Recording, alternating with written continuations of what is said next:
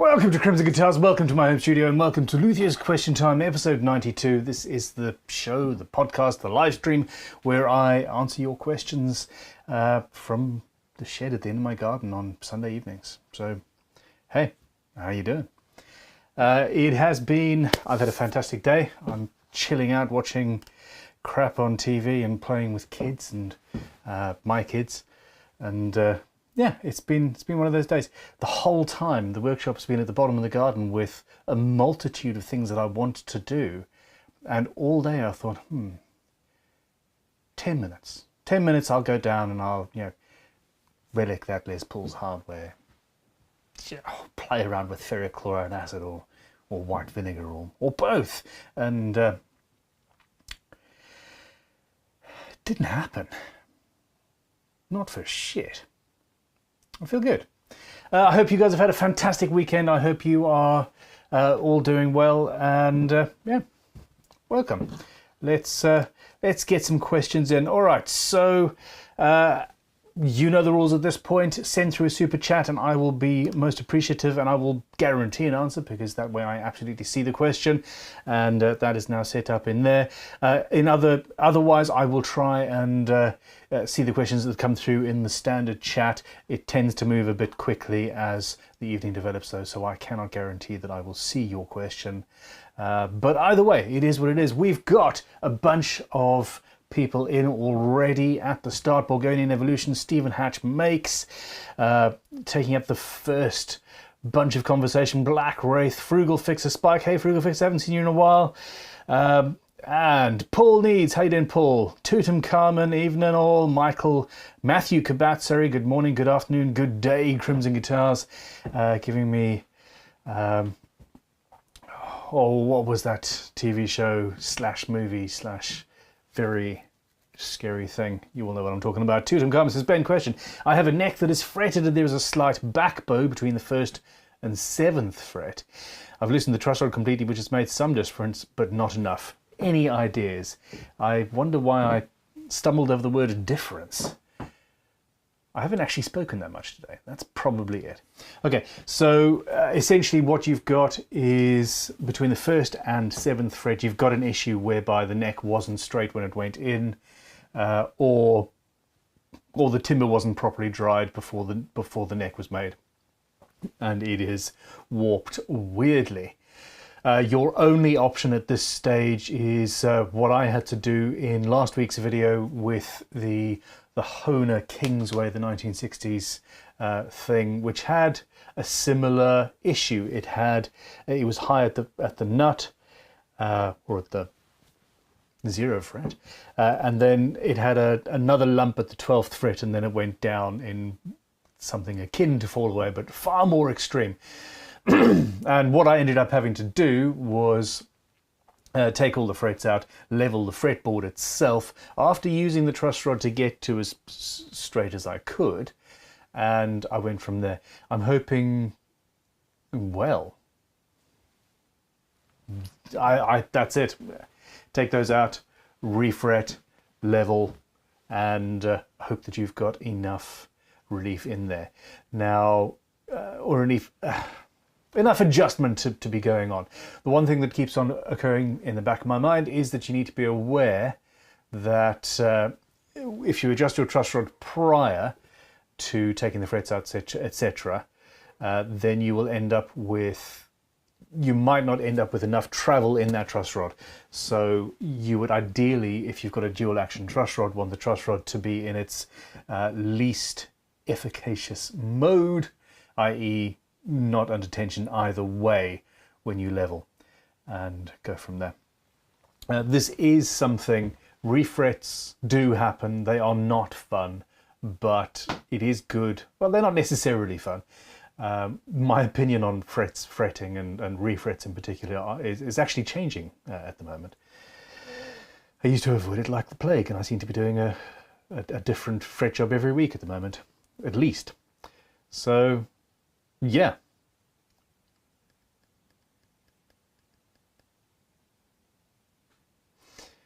Now, what you've got is a back bow from the 7th fret to the nut going down.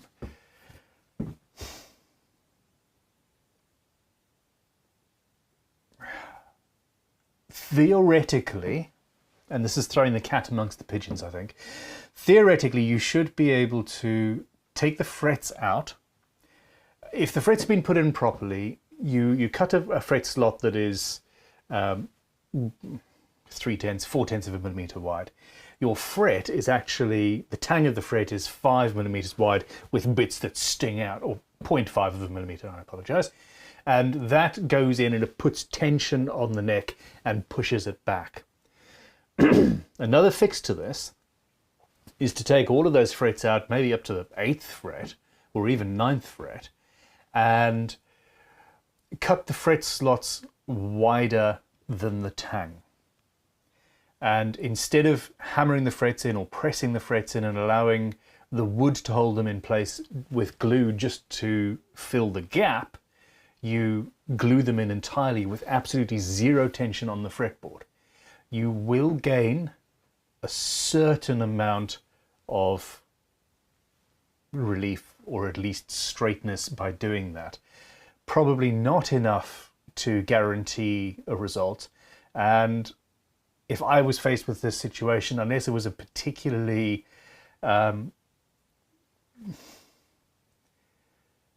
small problem, shall we say, I wouldn't. I would just literally straighten the whole thing, take all the frets out and go for broke, essentially. Anyway, there you go. 2 options. Thank you very much, Tutankhamun, for that message, for that query. Lisa's in the house. How you doing, Lisa? Tutankhamun's asking how everybody would be. Paul Need says backbow would be the opposite direction to string pull. Yeah, yes, exactly. Excuse me, I obviously have not been talking very much. The other, I cough and one person stops watching.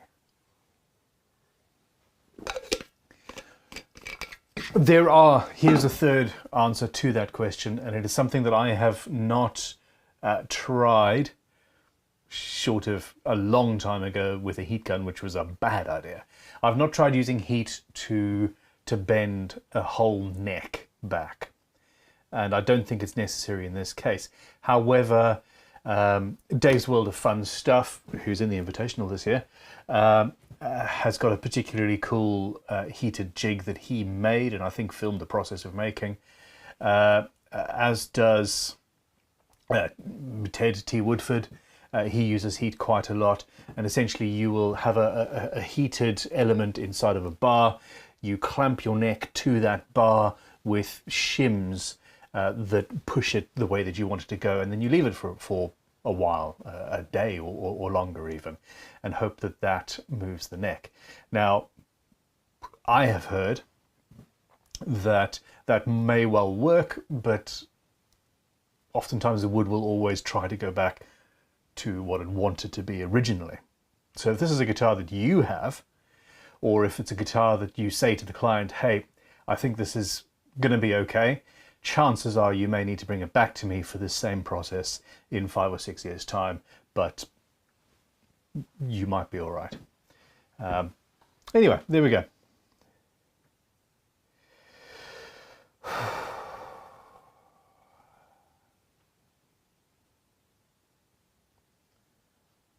Okie dokie, okie dokie.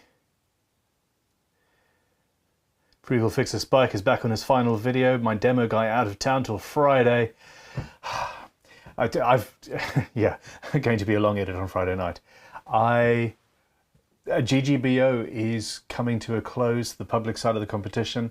Please, if you are in it, do not forget that you've got to put your videos on the forums, on the forums that you creators have, and the voting is being done by you guys.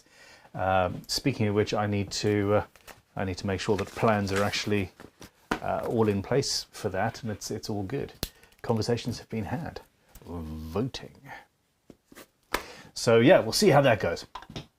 But yeah, don't forget to put your videos on the GGBO website, under your forum, on your profile, and we are going to be taking all of those and then creating pages for each category, so everybody's got an easy way of navigating through all of the people who have finished the videos in their particular category.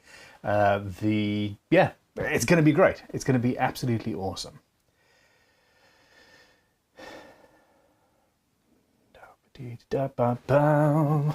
Now, my phone beeped just now. Minced tatties, carrot and onions. That's from Rab Knox. Rab, how you doing? Alfred Kane says, nice, Rab. Questions, queries, comments, criticisms, if necessary. Lisa Harshberger, how are you? Okay.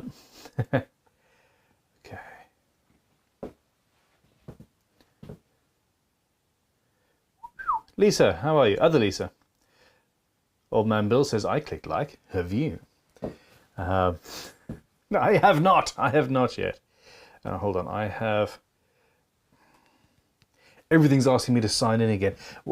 I'm on my laptop that doesn't normally come down to the workshop anymore, because 2 minutes or 5 minutes before the show started, the laptop I normally use said, hey, you need to re-sign in to this Google account. We've changed it.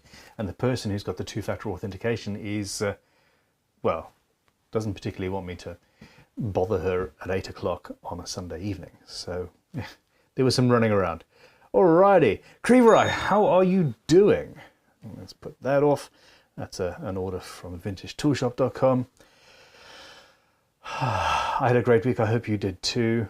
Don't forget to change the batteries in your microphone. They were changed recently, but yeah, if this goes, I'm going to be annoyed. Okay. Angel Song Guitar says, I have some old small cameras. These are questions that came through the Crimson Guitars Discord. I have some old small cameras, security. Thoughts on using these for multi-camera angles on my YouTube videos? I know the resolution is low, being 90s China-made cameras. Any thoughts? No. 100% no, no, no, no, no. The single most important thing on a video in today's internet is the audio quality. Hence the conversation about microphones just now. But the second is video quality. We're talking about going 4K as much as humanly possible, going to something from the 90s, and security, just no, absolutely not. It will not be good enough. If anything, it would drive people away from your videos. These days, well, we hold these things and we expect quality footage. We just do. So if you want a multi-camera setup, I am in the process of setting up a couple of multi-camera setups at Crimson headquarters now, because I want to be filming from there a lot. I have got the ATEM Mini Pros, which is it's about 500 or 600 pounds, and I'm aware that I've got a big channel and a small company, but to pay for this. But we've got about a 500 quid system, the ATEM Mini Pro, into which you can pour four HDMI inputs. Those can be hooked up to cameras. The thing you need to look out for cameras is something with a clean HDMI out. Not all DSLRs have them. My favorite on a budget is the Canon EOS 250D, which is about 650 or so pounds with a lens, but they give the best quality picture for the smallest amount of outlay. These things can be got at 0% finance from certain camera shops if that's an option. And if you can get 0% finance on anything, I would suggest it. But yeah, I would say if you want multi-camera, get 2 or 3 of those and use that. I only recently, this year, in fact, set up with more than one camera. Right up until this year, every single video, every single one of the thousands of videos that I put out on Crimson, on the main YouTube channel, 1400 videos at least, it was just a single camera that I moved every single time, and I didn't have overhead shots at all. There was no such thing. And it's only now, what's that focused on? There we go. That's the back of the other camera. This is camera 2, and this is what I've currently got set up looking at me. So yeah, quality, or if you can't get 3 or 4 cameras going, I would seriously just stick with one good one and a nice mic if you can. Apparently the new Rode wireless mics. It's a little square that hangs on your lapel there. Apparently those are quite good. We are getting one of those as well to test out. So ask me next week how those go. All right, questions, queries. Sweet Tea Guitars, how you doing? Sweet Tea says, I'm still looking for the meaning of life in the grain of this buckeye bowl.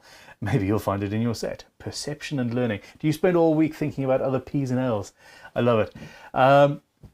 Sweet Tea, you are a gentleman, and yeah, I really seriously do appreciate your support. If you guys have not yet checked out his channel, please go and do so. And there's some interesting stuff happening with Sweet Tea and Lucifer. Sweet Tea sold his soul to the devil. He's just too nice. And yeah, Satan said, yo, and made him an offer he just couldn't refuse.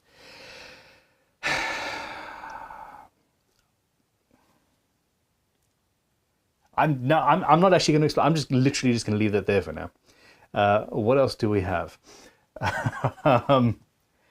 Oh, come on. YouTube is not receiving enough video to maintain smooth streaming, as such viewers will experience buffering. Let me know how that's going, people.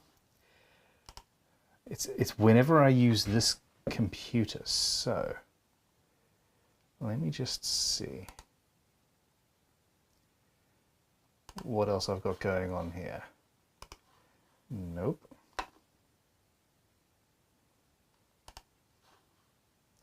Nope.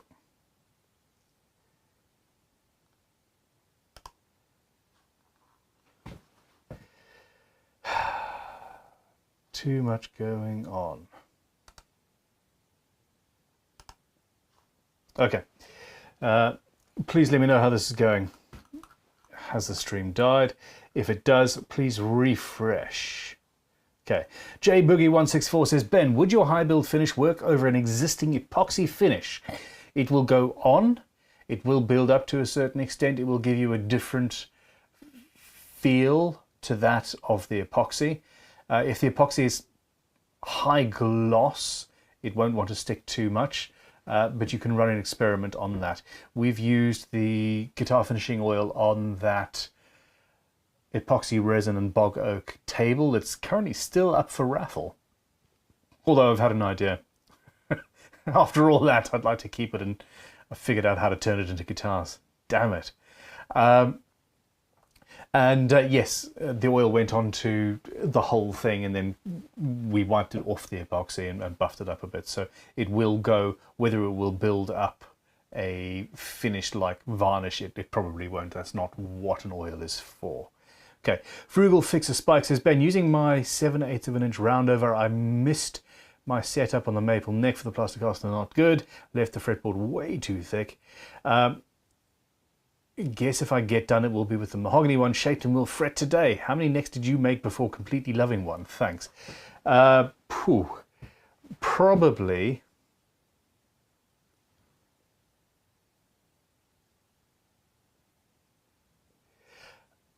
It was at least 8 or 10. It really was at least 8 or 10. And even then, it was only in my...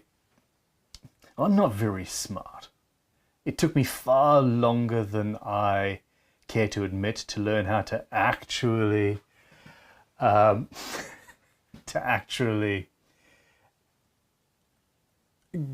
the setups right, really. JS Trucking says, okay, let's see if this works now. For some reason, the first one didn't. If the Super Chats comes through, have you seen any of my GGBO videos yet? I have not. I really have not.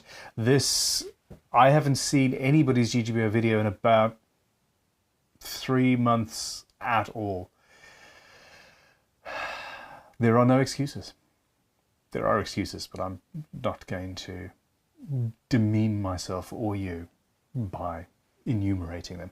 No, I'm looking forward to going through all the final videos. At some point, we hit 500 or 600 videos, and I thought, there's just no way. I can't.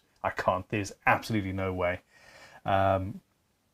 So I'm going to watch all of the final videos, and the ones that particularly interest me, or the people with whom I've got a particularly good relationship, I'll go back and skim through the earlier stuff. But yours in particular, yes, I am looking forward to having a look and see what happens. Angel Song Guitars Again, says, thanks Ben for the inspiration in starting my double neck designs. Extra pointy double neck V. Sounds awesome. Anyone have a suggestion on how I should do the marble inlays in between the necks on the body? I was thinking semi-hollow body with backlit inlays, heavily carved and extra pointy. And there's some pictures here. This is on Discord, so please check that out. It looks extra pointy. And yeah, I've often thought, oh, it's over there. I've bought several crystal globes or large marbles, but out of natural crystal with inclusions in, with the express idea of putting them in a guitar somewhere. Think a wizard's staff. I'm sure I've actually seen somebody put a big marble or crystal ball, that's the term, in the headstock of a guitar in the past. I wonder who that was. And yeah, LEDs and things, you know, we've got so much coolness at our fingertips that yeah, it would be rude not to use it, really. Okay. Creever says, I probably won't finish the build and the GGBO videos until October. Much happened in the last couple of months and I'm struggling a bit with time. You've got a new job. In the last couple of days I applied several coats of grain filler, Z-epoxy resin, and finished the guitar with 2 coats of 2K rattle can clear. I still have some spots where the finish sunk into the grain. See the detailed pics below. Will those sand out, or shall I use the other 2K can I have around? Okay, so essentially that looks like areas where the grain filler just didn't stay in. Oftentimes when you're applying grain filler, you can put it in the grain and then while you're wiping it clear, pull it straight back out again. That's less often the case with epoxy fillers and things that just flood the whole thing and they need to be sanded back. But I would suggest, in your case, I wouldn't actually spray a rattle can over there. I would take some 2K lacquer, spray it into the top of the rattle can, for example, and then use a paintbrush to apply blobs of it into each one of those grain holes. Flatten that and then spray a coat of clear over and you should be fine. It would be an absolute shame if you didn't manage to complete by the end of GGBO. If I were you, I would leave the headstock entirely and just put the guitar together as is. Like seriously, it's so close. I like that headstock shape as well. Okay. Oh, Creever, I really like this guitar. Okay, everybody, check out Creever's guitar on the Discord. That's supremely cool.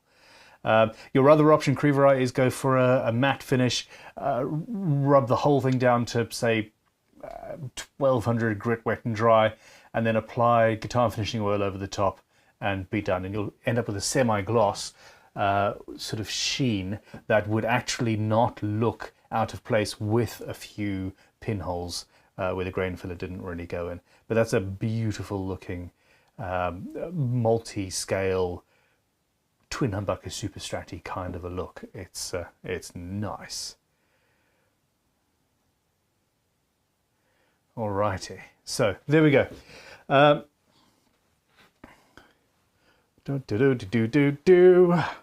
Mark Jennings, who likes texting me during the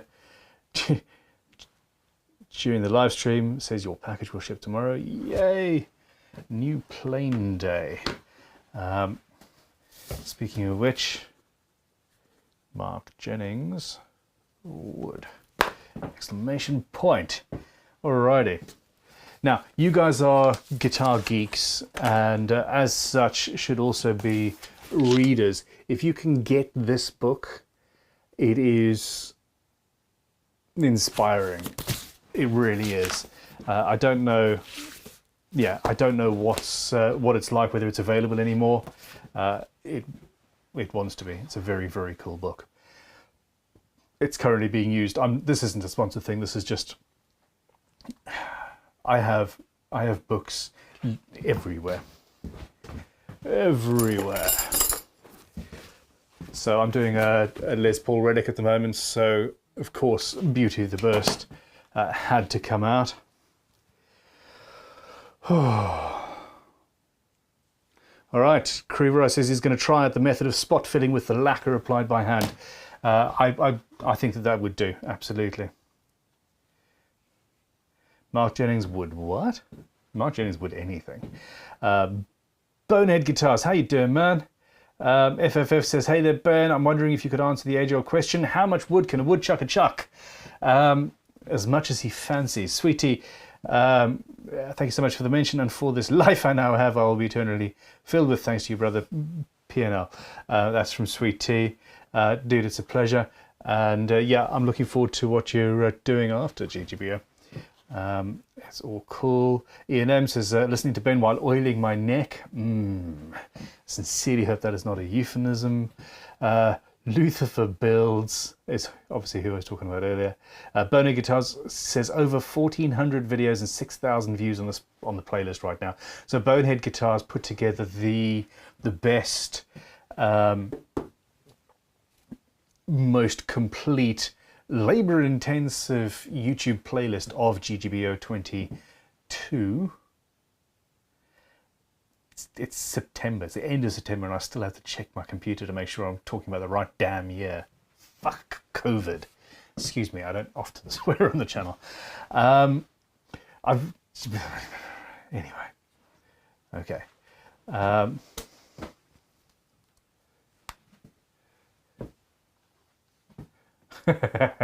Barry Christian. This is the problem. Okay, question. Barry Christian says, did you use the bandsaw on the travel guitar after you said you don't want to see more sawing? This is the reason why Talitha and Bear get so much damn footage, because I don't want people to impugn me like that. When I've made mistakes with the saws, I've said.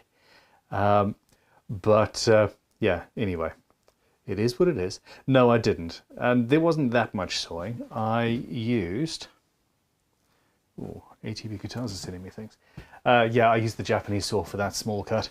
I'm very happy with how the hand tool build. I must say, the hand tool build has stressed me out in amongst everything else that's happening this year, and there is a hell of a lot happening. Don't even. Many of you are in the States, so you weren't watching the UK's new government utterly screw us on Friday with a new budget.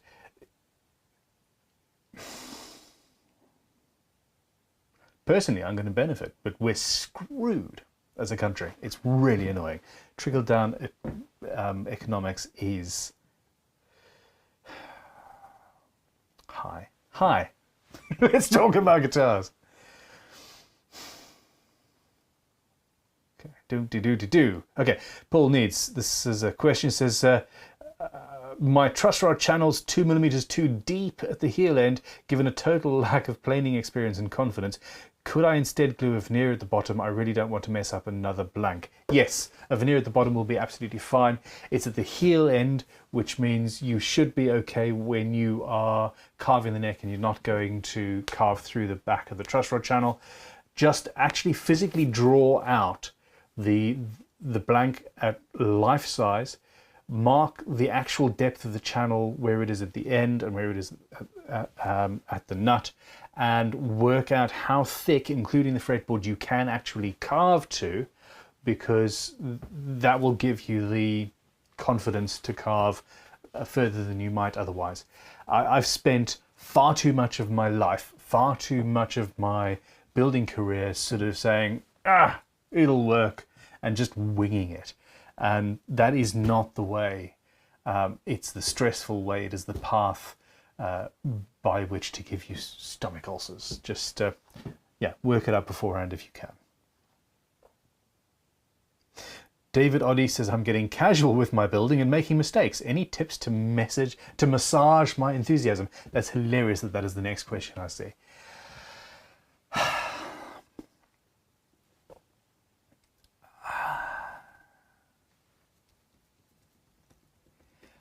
I make mistakes in every single thing I do.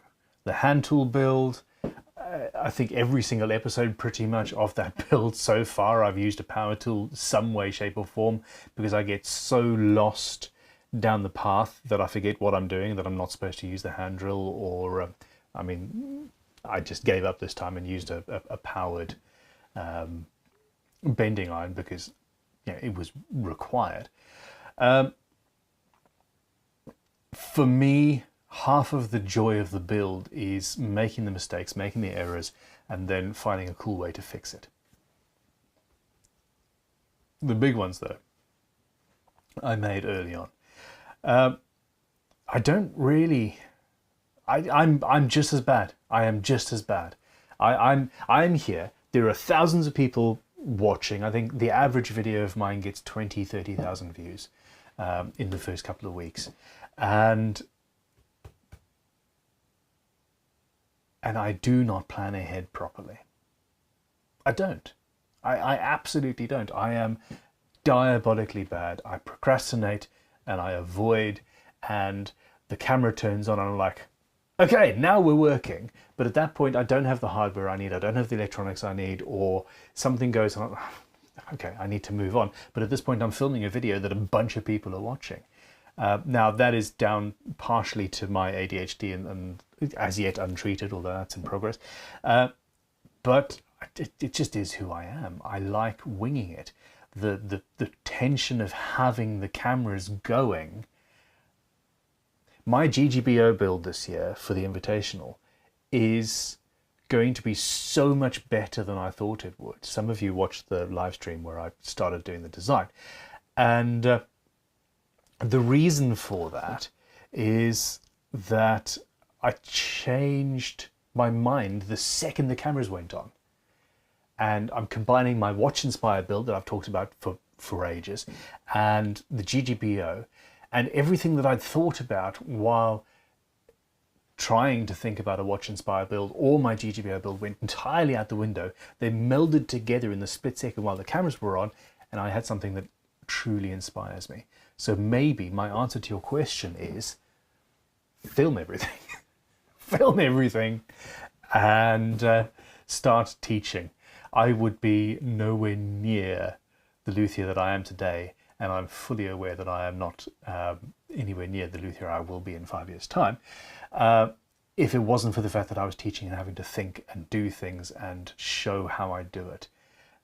If I was just building for fun or building to sell guitars on their own as a luthier rather than whatever it is that I am, I wouldn't be using the techniques that I use. I wouldn't be using as many hand tools as I do. I would be using CNC machines most of the time and big sanders, and I would use less scrapers. I mean, scrapers are great, etc. So yeah, film it and see where it goes. Dr. Rockstar 5150, Dr. Rockta, sorry, 5150, good amp. Stupid question here. I know it's not normal, but is there any easy way to do fretboard inlays on a neck that is already fretted? Check out the guitar I built, or renovated at least, for my daughter. On that guitar, it already had dot inlays, and I converted those dot inlays into hexagonal shapes and then added a whole thing at the 12th fret while the frets were still in. It is possible to do.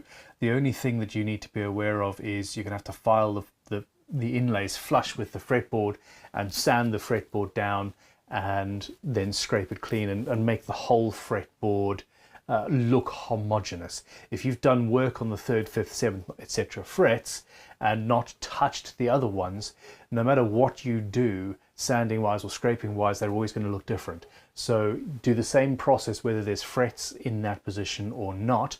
And the final trick, the final thing that you need to do is use a fine fret rubber or even a super fine fret rubber to get rid of any scraper marks and just sand it down.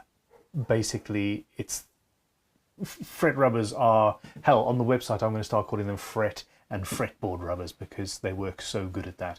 They're very fine. They leave minuscule scratches that are almost invisible, especially once you've put oil on, and you get a perfect homogeneous looking fretboard.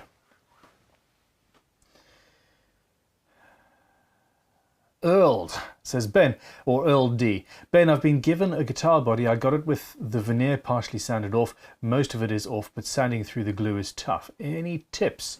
Scrapers. Yeah, a cabinet scraper properly sharpened is the beast for you. I absolutely love... No, wrong drawer.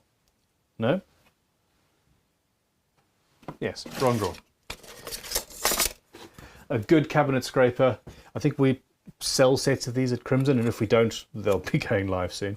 A good cabinet scraper with a burnisher, and that beasts through hard, cured glue and finish like nobody's business. It's absolutely well worth learning how to use them. And the sharpening is a lot easier than you would think. JBoogie164 says, I know what I'm ordering from Crimson tonight. Thank you very much for your support. Out of interest, this is a new tool. I didn't design this. This is a half round sanding stick. Through vintagetoolshop.com, I clear workshops, unfortunately, oftentimes of people who have shuffled off this mortal coil. And I cleared a workshop 2 or 3 years ago where the guy had died, but before he did, he'd made this, a bigger version of this. And essentially it's a sanding stick. The sandpaper folds over and sits in there. Don't lose the initial template or piece that we sent, but it gives you the same sort of half-round effect that you would get with a half-round file or rasp, but with sandpaper. And this is now available on the website and coming soon. Coming soon. These aren't here for me to advertise. These are just these came home with me on Friday. I'm super excited. I finally got my premium velour fret finishing crowning file, and then the smooth one, which is it's a better quality, more longer lasting velour file at the slightly coarser version as well. We'll still be doing the standard traditional one at a more budget price, but these files are incredible. So yeah, check those out. New products coming to Crimson a lot. How did I get onto that?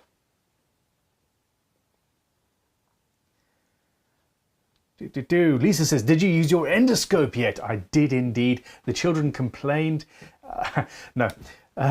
I'm actually really disappointed. I brought it up to the house and I showed it to Orson, who is the 12-year-old boy, and I said, check this out. He was like, what would I want to do with that?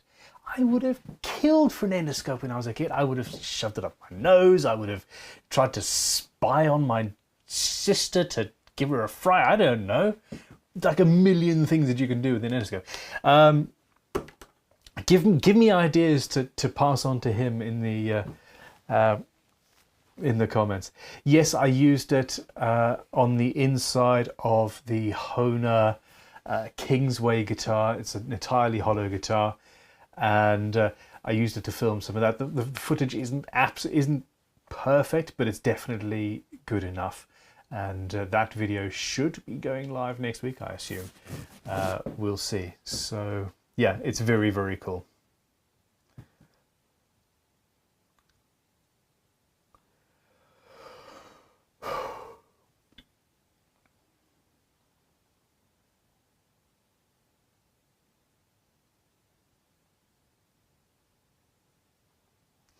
Okay, Justin Crowley says, Ben, I have a Crimson 90s C neck template, but how many millimeters either side of the center line at the 1st and 12th thread do I need to do my marks for faceting the neck? I love the show. Thanks for being there for us. It's an absolute pleasure, Justin. Thank you. Now, Funnily enough, I don't have a set of those yet, which is rather annoying.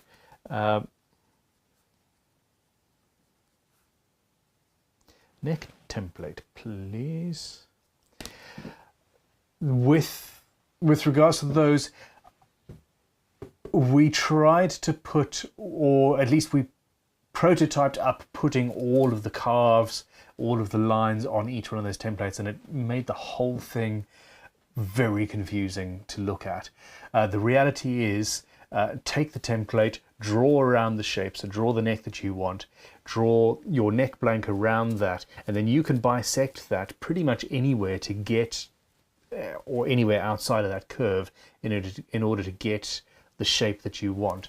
But you will need to draw that yourself depending on where your neck blank sits. Now actually I'm going to do a tutorial on how to do exactly that. Funny enough, actual tutorial videos on the channel really don't do very well, but I do need to sort that out. Okay.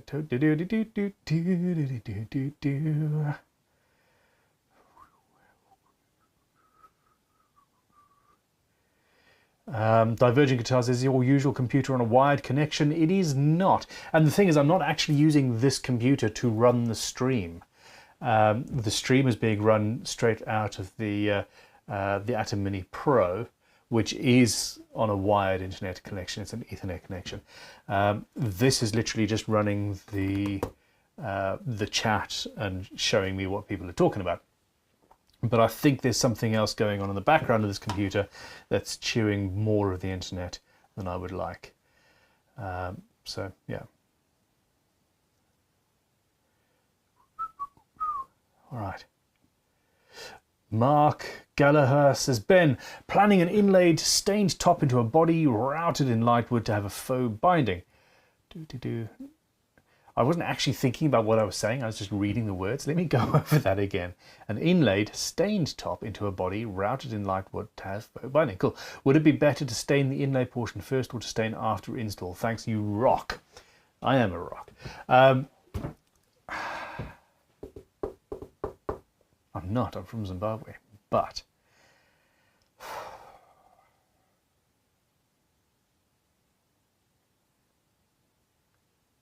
I would stain it afterwards. Almost always stain afterwards. The problem is during the glue up process you're likely to clamp and dent things. It's just safer to stain afterwards. When you are staining, apply it using a relatively dry stain, so you don't want it sopping on your rag. Apply it gently and you should be okay.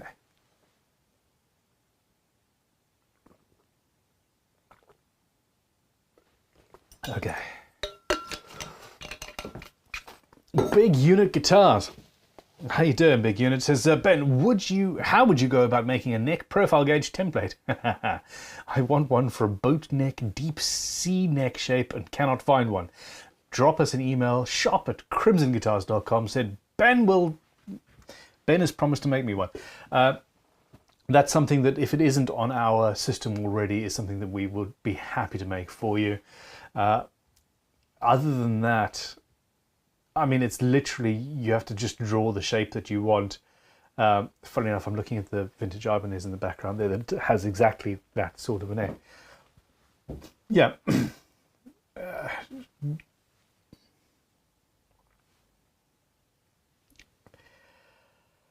The easiest way is to get a guitar that already has that neck and then use one of those gauges, the plastic gauge items, to measure it. Here we go.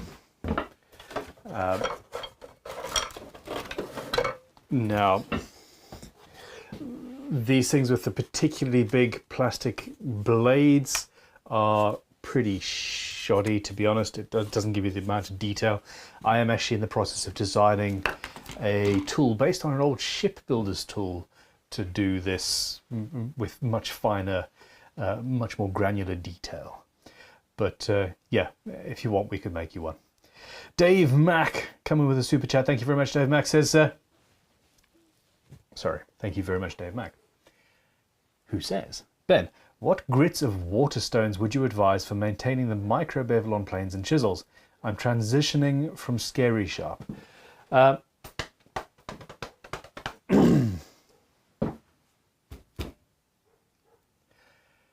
Okay, it's not just the micro beverage. You will need to do everything. I would suggest an 800 grit, which is a coarse waterstone, and then you can get kingstones, relatively budget waterstones, and you can get double-sided ones that are 3000 grit on one side and 6000 on the other. And that 3000 and 6000, if the micro bevel is all you were ever going to do, that would be fine. I would suggest getting the coarser one as well, even if you do still have the scary sharp stuff for even coarser preparation than that. My actual system is I use the Robert Sorby Pro Edge up to 30 micron diamond Trizac 3M belt thing, and then go with my 2000, and then I think where be my waterstones? I've got a 500 there, a 2000, and an 8000, and then like a 30,000 as well that I never use, which is just insane. Okay.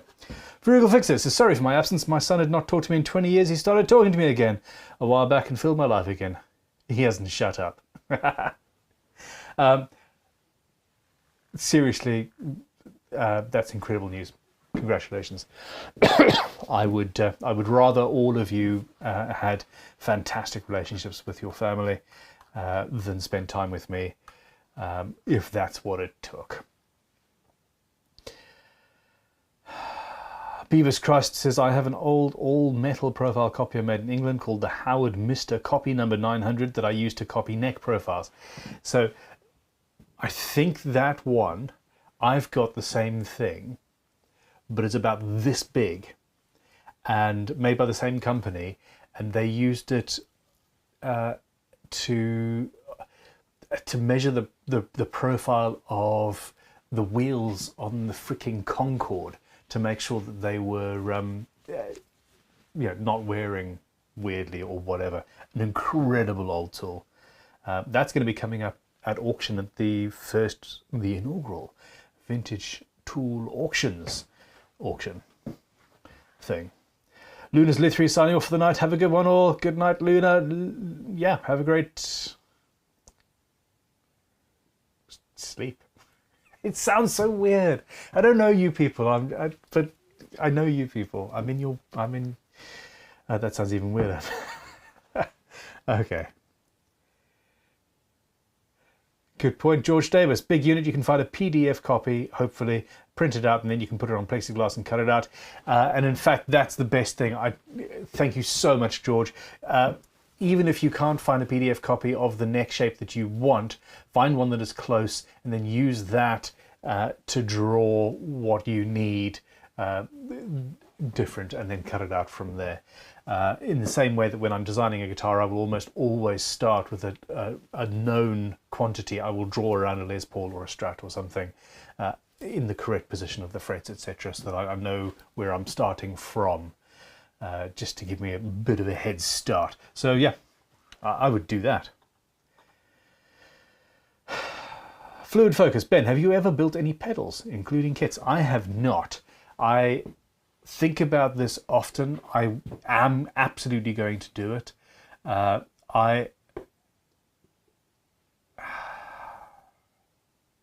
side effect of what we're doing with the dailyguitarraffle.com and the dorsetguitarmuseum.com and all of that, a side effect is that I am playing more guitar.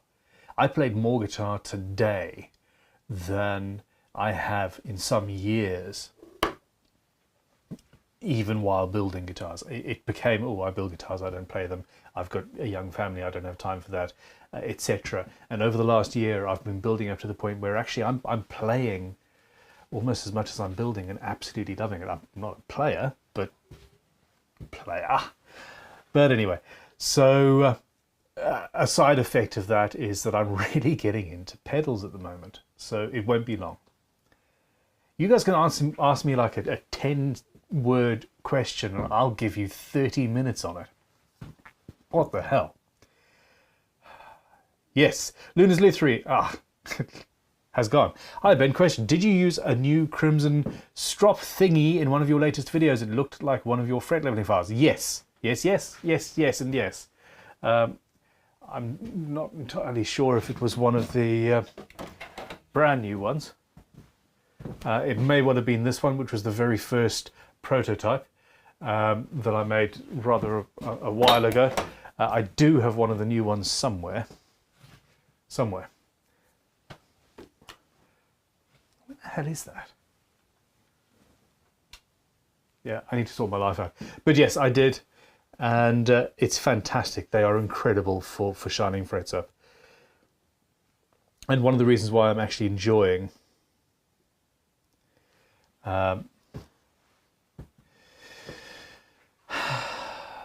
fretwork at the moment is, yeah, the tools. Hold on.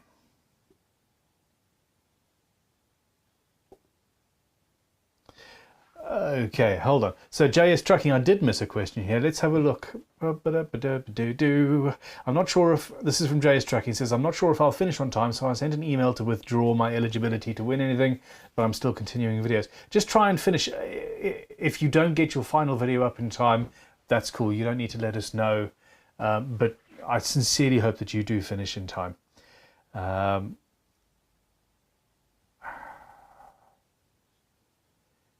Neck profile, Waterstone, Frugal Fixer Spike. Rune Arnson has come back in. Thank you very much, Rune. Says, hi Ben, I love your show. Does using a hardwood or softwood for your guitar neck matter at all, or is the neck performance, I don't know how to word it, dependent only on the wood of the fretboard? The neck timber matters more than the fretboard. The fretboard is there as that is your player interface. So some players like the feel of a lacquered maple fretboard. Some people like the feel of a polished ebony fretboard or a rosewood fretboard.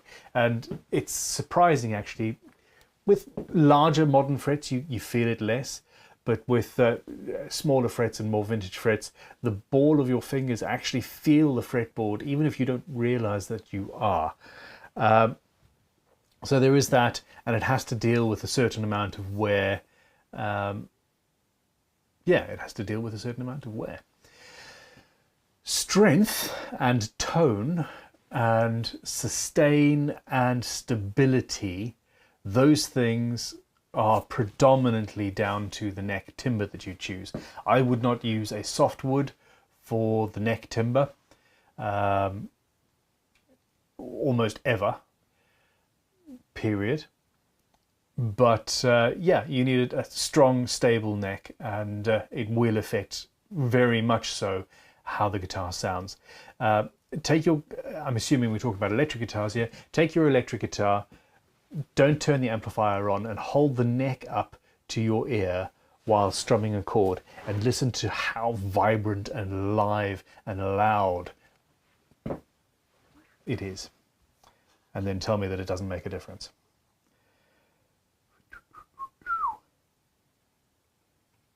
Okay.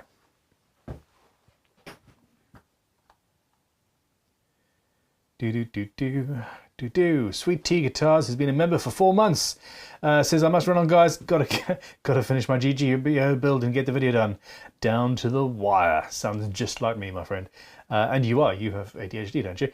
Peace and love, my builder brothers and sisters. Yeah, Todd, have a fantastic evening, dude. And enjoy. At this late stage of the day, I am feeling like I probably should have come into the workshop at some point today, just to feel complete, but hey.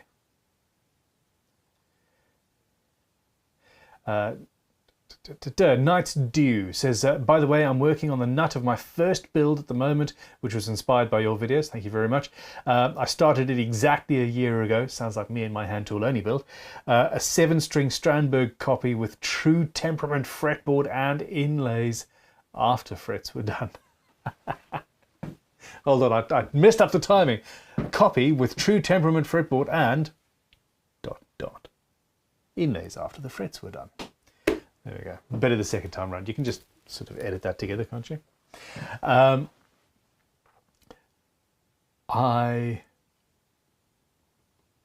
Wow. I should probably try the true temperament stuff again one day. But crikey. So you yeah, working on the note, which means the whole thing's coming together. Congratulations. There are a few things more fun than completing a project, especially when it's taken, you know, so long to get to it. I'm in the same boat all the time. All the other projects get in the way, don't they?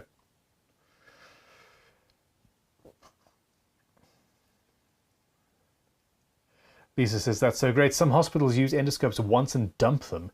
You can usually pick one up for free if you ask nice, and they are the ones that you can twiddle. The problem with the hospital ones is where have they been? Bulgarian Evolution says, probably forced downloading the latest Windows update like it did to me the other night during a hard mode gaming raid. It's bloody typical. I have noticed that Windows 11 is ready for your PC. Is popping up, so you might actually be right on that.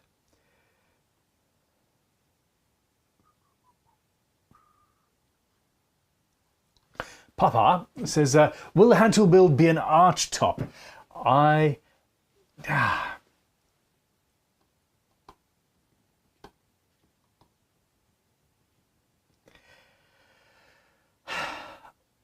don't know.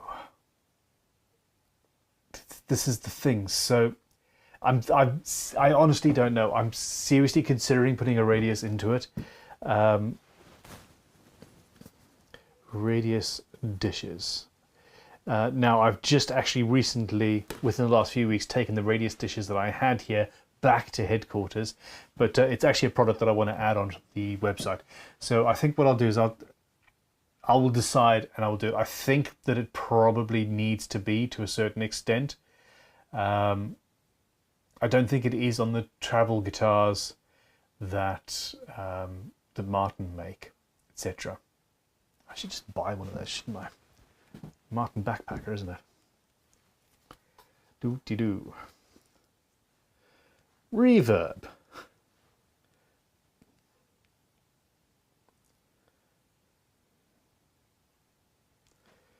This feels like Chogleys, except you're not actually watching me. Oh, come on then. It's not opening. Here we go, halfway through the build and I'm considering buying a backpacker. And then I'll just raffle it off. We'll see. Okay, Crimson Guitars. Regarding your strop block thingy, grain or flesh side out? Also, what are the dimensions of it? Please, thanks. It's roughly 6 inches by 1 inch, maybe a little bit longer. And we actually make them with both grain and flesh side out. I have been using the grain side out, which is the harder, shinier bit,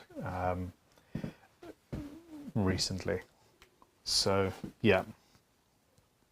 That. Wow, there's not very many of those out here.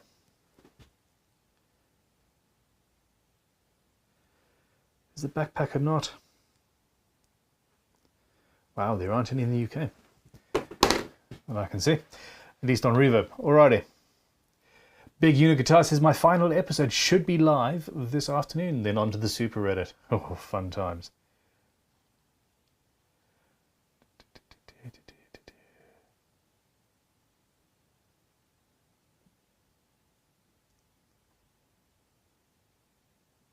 Tool question, how would you true the sole of a palm-sized brass block plane? Mine is quite pitted. Literally just a piece of float glass with some sandpaper on it. I would use spray mount adhesive to glue the paper on if you don't have proper adhesive backed 3M sandpaper. If you're using just standard wet and dry paper or something like that, holding it down is always the problem. Go to your local art supply shop and get, it's a 3M spray mount spray adhesive. And it's relatively gentle stuff. It holds it down. It comes out in a very fine spray, so you don't have lumps and bumps and issues like you would have with spray glue for a carpet, for example, something like that. Spray that on and then put the paper down. Pritt stick will work in a pinch as well. But Pritt stick does build up into sort of rivulets, and when you're talking about truing the sole of a plane, you've just reminded me of some new planes I got on Friday. Like the tiniest little violin maker's plane I've ever seen. Sure, incredible. Whee. Lewis Brown, Ben, please put the timber sizes on the website. I can't believe that isn't on there.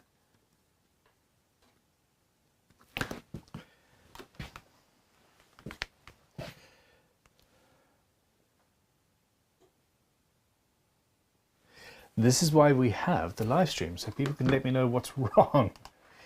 Okay. I will, yeah, I'll look at that. XThumbs36X says, can you do some acoustic builds, please? One of my next builds is going to be a 335 inspired guitar. Nebula 2 was acoustic adjacent. This is acoustic adjacent. I haven't yet built a traditional acoustic guitar on the channel. I do want to at some point in the not too distant future.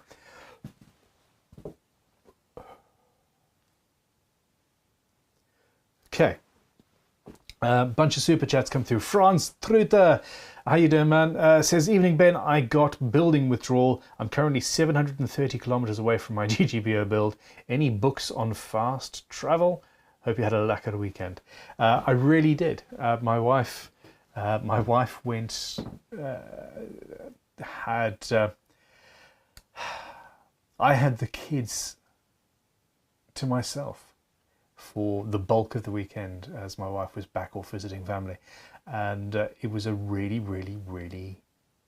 good weekend. Absolutely. So except for the fact that my 13-year-old, we were trying to figure out what to do for dinner because I didn't want to cook, of course, and she's like, oh, I really like pubs, I love pubs, let's go to the pub, Dan. I'm like, yeah, okay. You like a certain type of pub? Gastropubs, food pubs, that's what you like, because you've never been to anything else. And we had yeah, anyway, that was a fun conversation. So so yes, any books on fast travel? I limit myself to sci-fi and guitars, so yeah, check out the sci-fi ones. I hope you're getting back soon. Okay, Paul Richards says, hi Ben, I have a neck which when being adjusted to reduce relief only bends back from the 3rd fret.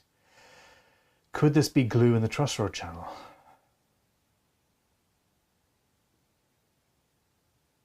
That's insane.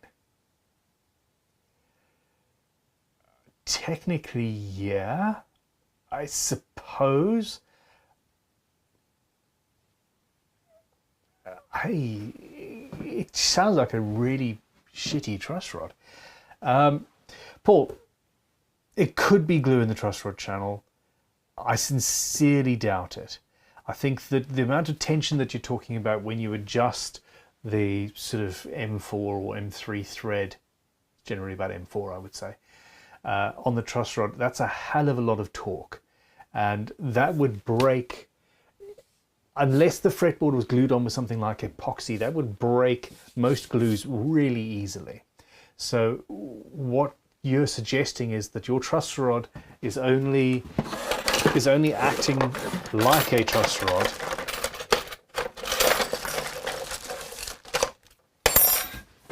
It's only acting like an actual truss rod from here. Because essentially the truss rod is being glued somewhere along here, and it's not allowing itself to pull. But that isn't really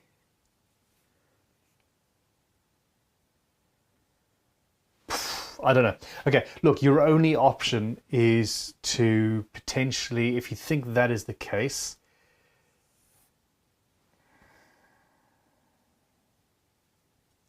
everything's dangerous.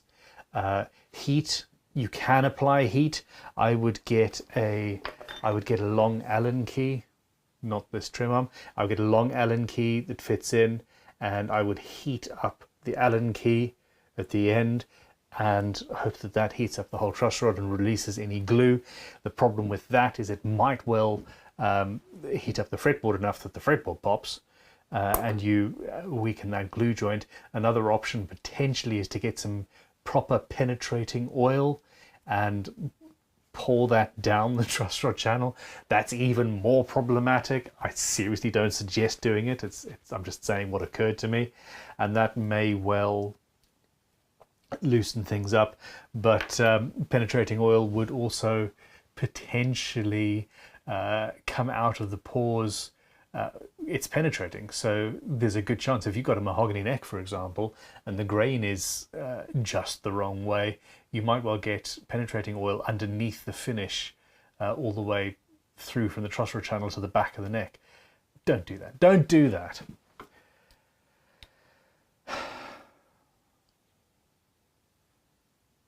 The only actual thing that comes to mind is take the fretboard off and have a look and see what you got. And I'm sorry I can't help with that.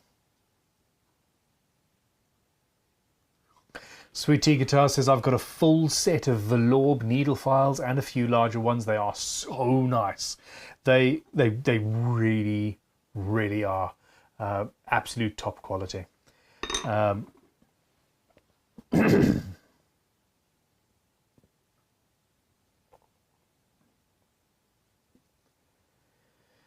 Knight's Dew says, I'd like to see a build with the tools that you can find in any home video rather than a hand tool only build. How many of us have access to Vintage Tool Shop? Very good. All of you have access to Vintage Tool Shop. It's all on the website. But I get your point. Hard Rock Workshop. Now that is a YouTube name. Hi Ben, any advice for removing a glued in neck? I have a guitar with negligible break angle that needs resetting. Tia Baz. Okay. Go to, not my channel, go to T Woodford and watch almost all of his videos. Have got him doing various things with that. It is not something that I have had to do very often at all. When I have, I've used heat, I've used steam, I've taken out the a fret. Okay, let's assume that we're talking about an electric guitar at this point, because that's what it sounds like. You take out a fret in the middle of the neck pocket, drill through till you get to the point where you're at the joint, and you can work that out from the outside, and then you flood steam in. The problem is that could also delaminate the fretboard and etc. And then you use fine, very fine palette knives to pull it away. But Ted Woodford, he has some dry elements, heating elements that he uses, and heat blocks and things that I don't have at the moment, although we are looking into that. So seriously, check out his channel. He is a better resource than I am for this thing at the moment. Beavers Christ. Ben, you should do a scraper sharpening video sometime. I'm fairly sure I have done already. There should be something on the channel at the moment. Goth Rider Creations. Button, what are the equivalent grits of the fret rubbers? It's insane. So the coarse is probably 300 or so. The medium, 500-600. The fine, 800 to 1200, something like that, and the super fine is much finer than that. Say 6,000 grit, maybe 8,000. The problem is, I know what grits we put in them to make them, but the addition of the rubber in between the grit actually makes a big difference to how they work. Big unit guitars. Ben, for sharpening a gouge, do I need to buy a round whetstone for the inside of the gouge, or can I use the shaped wood with AutoSol trick? You can use shaped wood, and if it's particularly bad, then you can take wood that you've shaped to the correct or a conical shaped piece of wood, for example, and actually, again, with that spray adhesive, the mount adhesive, that's something else I need to buy. With the mount adhesive, you glue on some coarse paper to use that before you move on to the finer things like autosol, etc. If you want to, people do sell. I can't get into that drawer. There's stuff in front of it. First order retrieval system, my ass.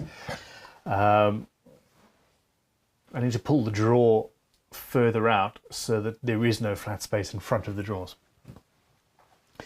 People do sell us a little rectangular piece of whetstone with various different grooves in it. Those are relatively inexpensive.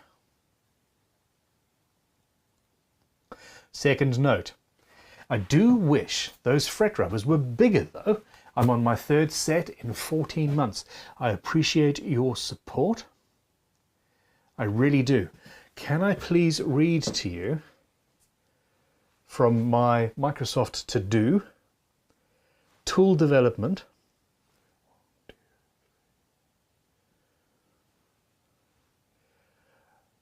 Okay, 6 things down is a simple thing. It says 2 times or 3 times fret rubber. We're working on a fret rubber that is at least 2 or 3 times bigger. In fact, I had a prototype made a long time ago. Here's the standard one, and 1, 2, 3, 4. It's like 5 times bigger, that one actually. And you're right, they're pretty awkward. And if you're doing enough guitars that you're going through 3 sets in 14 months, yeah,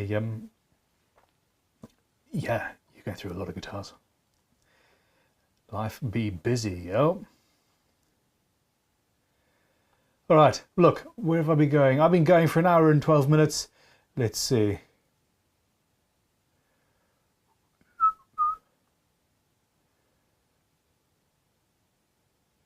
Lisa, I haven't yet got the meds. They're going through a whole titration process based on other health issues, and they're taking it slow. But and this is the UK, everything's slow at the moment. But so seriously, with regards to the ADHD and meds and all that jazz, just knowing that I have it, because the diagnosis has been confirmed now for a while, just knowing that I have it has absolutely changed my life. I know why I do things. I still do them sometimes, but I know what the mechanism is. So yeah, it's fine. John Young, Ben, I'm after a good bandsaw that can handle book matching 6 to 8 inch boards. Suggestions, sir? My absolute favourite bandsaw, and I'm not sponsored by them in any way, shape or form, in the UK at least, is the Record Power Sabre. I think the 250 is more than meaty enough to do that. Sabre do very good bandsaws. Make sure you go for one that gets good reviews, got a quality cast iron table, and of course you need to be able to take a blade that's at least, for this sort of work, you want a blade that's an inch deep, basically. So as long as you can take a nice meaty blade like that, 3 or 4 TPI. Funny enough, the quality of the blade makes a big difference to how it cuts, and funnily enough, I suppose that's not funny at all, this is par for the course. Yeah.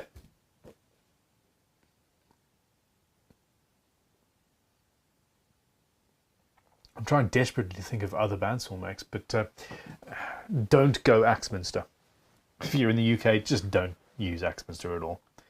I've got a shitty old Axminster here. I'd need to get myself a Sabre 250 or Sabre 350 in this workshop.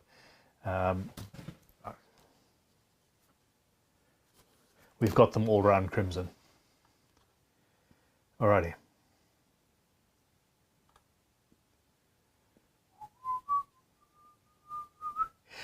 Earl D. Will you be adding bracing to the top of the hand build? Yes, I absolutely will. Derek Keller, my dad was looking at my Crimson fret grinding file and told me it looked like a file meant only to cut on the forward motion, but I swear I've seen you go both ways with it. Any truth to his claim? Yes, pretty much every single file in existence is meant to go forward, or is designed with the teeth to go forward, to cut on the forward, on the push, essentially. That's how files work, but they also cut to a certain extent on the back pull, but more importantly, I apply pressure and I cut on the forward motion. I then release the pressure a little bit, but keep it touching the fret and then move back. And that means that I don't have to reset my angle every single time. That would be a crapshoot and it would be all over the place. So I'm still keeping the file touching the fret while I'm on the back stroke, but it's not putting enough pressure on to damage the file. There was another YouTuber, unfortunately, whose channel name I've completely forgotten, who did a major study. He's an engineering guy, builds vices and all sorts of really cool things. He knows how to use a welder, for example. One of the things that I need to learn how to weld and braze things. I feel like I'm lacking. And he did a big old study on whether you should or shouldn't hold your file down on the backstroke, and he built a jig with cutouts and tests and all sorts of stuff, and he found that basically, well, watch the video, but basically it doesn't make much difference. Now, a lot of people will shout at you for holding it down, but it is what it is. Electric Lady Guitars, Devon, UK. Hi Ben, can you scan or reverse engineer custom fretboard inlays for CNC to produce copies? Yes. Or program from 2D JPEG paper drawings? Yes. Yes to both of them. Absolutely. Drop us an email and yeah, we can do that. Beth McKellar on this book, Guitar Aficionado, the collection's still available on Amazon, 61 quid and change. I didn't pay nearly that much.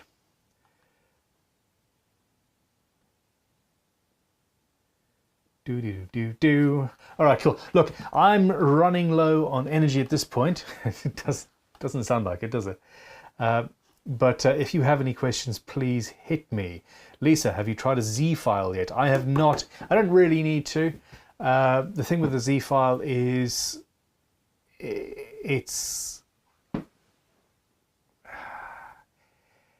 I can see that I like the geometry of it, but I also don't like the quality of pretty much anything that StewMac makes. So yeah, yeah, I'm sure it works, but I'm probably not going to buy one just to say, yeah, that works. A file is a file. I do like the geometry, and we're going to look into making that. Stephen Hatchmakes says, question for the whole audience: do all the GGBO builds go up for auction, or is that just the invitationals? Basically, do you get to keep your hard work? Absolutely, you keep your hard work. The only builds that are going up for raffle, not auction, are the invitational and the professionals, and this sort of confusion is the reason why I'm actually separating out the two sides of the competition. What we're going to end up with is the invitationals and the professionals are now going to start their process, and the end of their competition is nearer to Christmas time, and I'm going to keep it. I'm going to try and separate it even more next year, so that essentially the invitationals and professionals will finish, and then within a month the next public side of the competition will open up. But no, some people in the public competition want to raffle theirs off for GGBO and / or charities, but that is their choice entirely. I would never ask the public to, yeah, pay me to enter a competition and now, sell your guitar. It's no.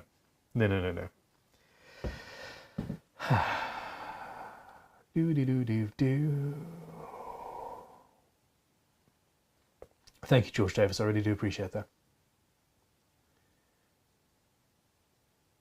Oh, seriously? Frugal Fixer Spike says, since my ADHD meds got started, my productivity is up and focus is great. Also, at 172 pounds, I don't know what that is in the lightest since 11th grade in high school. there's hope yet. Fluid Focus loves their Grizzly bandsaw.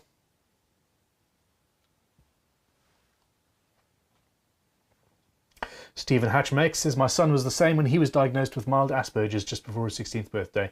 Just knowing the diagnosis makes a difference. It seriously helps. I had the same. A close family member had the same Asperger's, not quite mild, but Asperger's, and the diagnosis, just everything clicked into place. Oh, well, that explains my life. Let's move on. And his life has got better as a result. Paul Cook says, second note is a guitar trader. So yes, he does lots. So second note, do you have any guitars for me? Drop me an email. Stream at crimsonguitars.com. We're going to be buying loads. Jeroen Verhoeven, can you explain the use of inside beveled gouges versus outside beveled ones? Okay, so an inside gouge, for example, I mean that's very flat, so maybe that's not a good example. Gouge, gouge, gouge, gouge, gouge, gouge, gouge, gouge, gouge.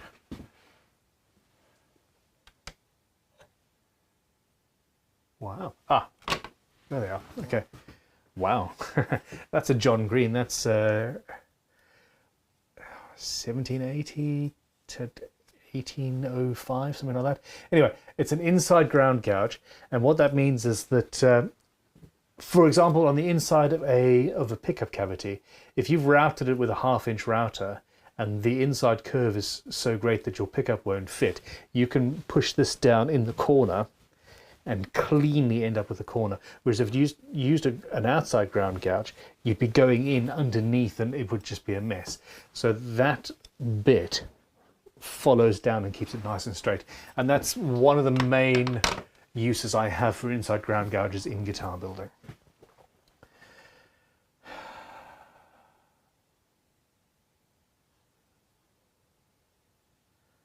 Hard Rock Workshop, thanks Ben, that's really appreciated. Love the channel. Also got to meet you recently the day your book arrived.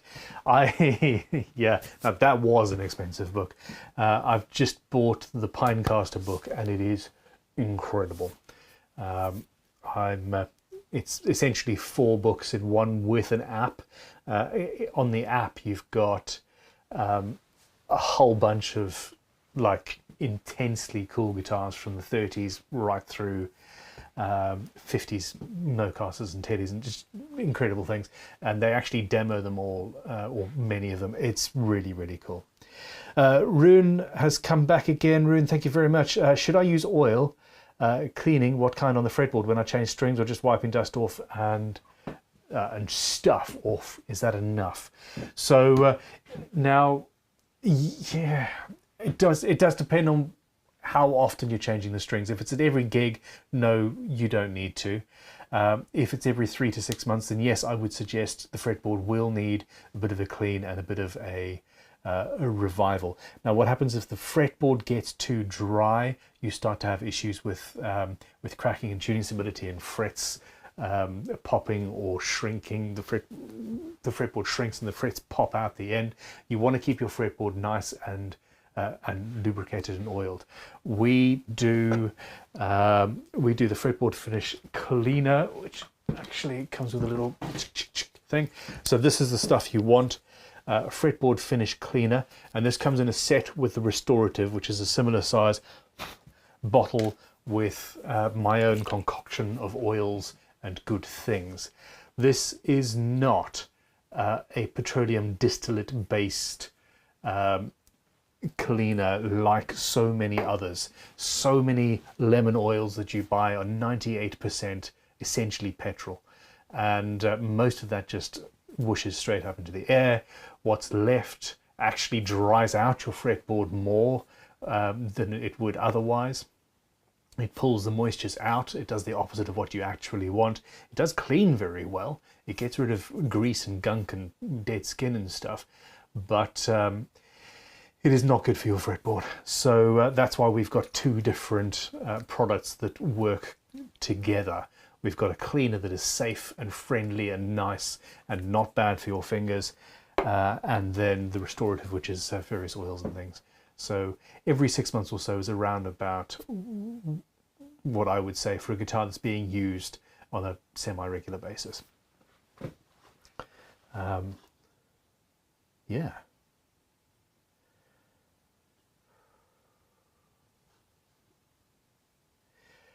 Dimitri, hi Ben, can I use another tool as a burnisher to sharpen my scrapers? Thank you.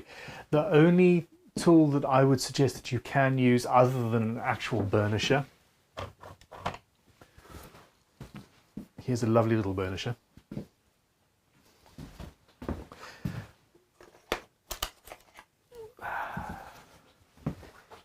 And here's another lovely little burnisher. But this lovely little burnisher originated as a file. Now, the problem with using a screwdriver or something like that is that this shaft, which is where you would want to use to burnish, that steel isn't hard. It's ductile. It is not hard enough to burnish the scrapers at all. Your scraper will scratch into the side of it. It will jump and bump and bounce and put inclusions and scrapes and scratches in the side of the burnisher as well, and just screw up the whole thing. Trust me, I have tried so many different tools. Most tools that are hardened, even chisels, it's only the sort of end bit that is properly hardened. Whereas with files, the whole thing is hardened. My first scraper burnisher was made out of a triangular file, for example, that I spent about 2 days sanding it down, slowly and carefully, so that I didn't I didn't remove the timber, basically. I didn't make it soft. So, yeah. There we go.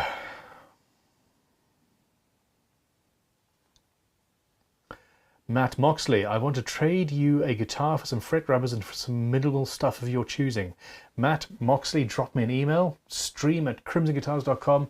I am all ears. 100%. Krivar says, I actually wanted to get my hands on a Z file, but now I want to try out the new traditional files. Krivar, drop me an email. Drop me an email. Send me a message. Okay. All right, guys, let's see, where are we?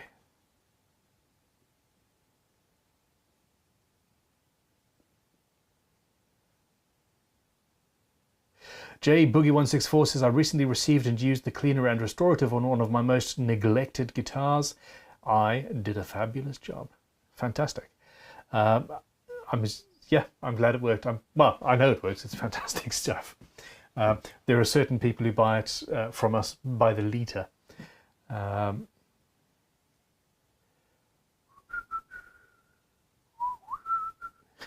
So Stephen Hatchmack says, screwdriver or drill bit, and then after hearing my reply says, oops. A drill bit might actually do it if it's been hardened properly, but generally, again, the shaft of it just isn't. A file sanded down can do it for you. In fact, that's another product that we want to do. Scraper burnisher. Ghost Rider Creations, Bun. I'll have the world's first balsa wood electric guitar finished next week. I might consider selling it to you for your collection if you want. Lol. My collection is currently focusing on 60s, etc., but I will consider anything. I'm so surprised that that's working. A balsa wood neck is blowing my mind. Lisa, are you going to change the waiting pick to the new workshop? New thumb for streams. Yeah, why not?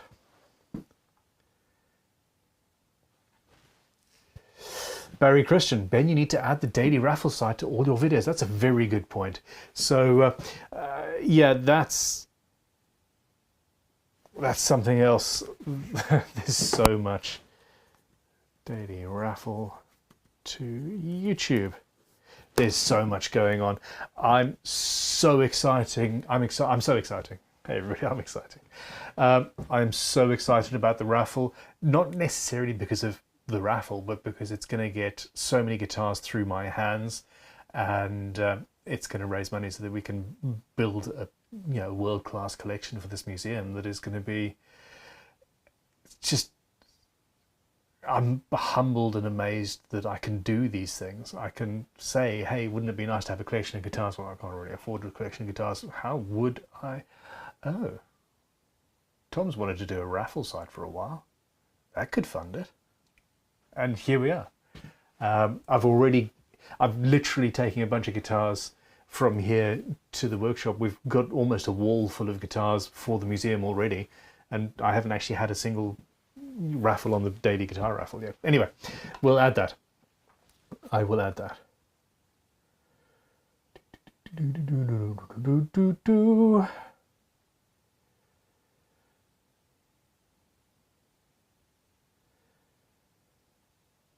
Go to 11 says, hi Ben, I noticed the new files are on the shop already whilst completing a fret dress. I love using the fret strop. It's simple but awesome. What other new tools are in the near future pipeline?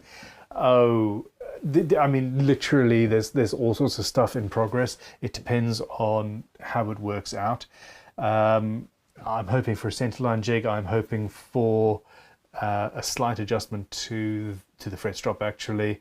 I've come up with an idea for a fret sanding jig thing that it might actually be the first and only tool that I ever patent, if I can be bothered. So that's, yeah, that could be interesting. Oh yes, thank you very much. I've got a I've got a solder station coming. People have been shouting at me about my quality of my soldering for too long. Ed Napolitano, hi Ben, is your GGBO guitar going to be pink? Not this time, it's watch inspired, this one. So, but I've got an SG faded at headquarters that I'm seriously considering respraying, and I was thinking silver or maybe bright pink. We'll see.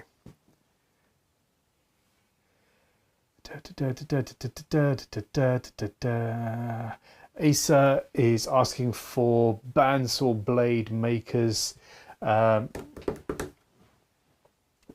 Please drop an email, shop@crimsonguitars.com, for the attention of Sam, who makes our bandsaw blades.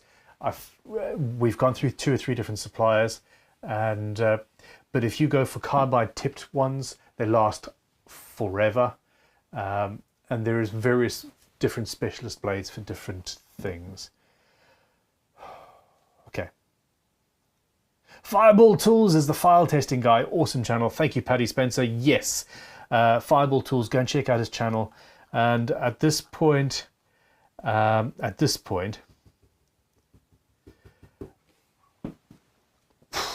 going to have to say good night, goodbye, and thank you so much. It's been over an hour and a half. I am absolutely wiped out, and yeah, it's all good. Ladies, gentlemen, and other aliens, thank you very much for your support. Thank you for watching. Thank you for clicking like on your way out. And just for everything. I really, really do enjoy spending my Sunday evenings with you. I will catch up with you next week, same time. Have a good week. Go and make some sawdust, yeah? Or polish some frets, one of the two. Goodbye.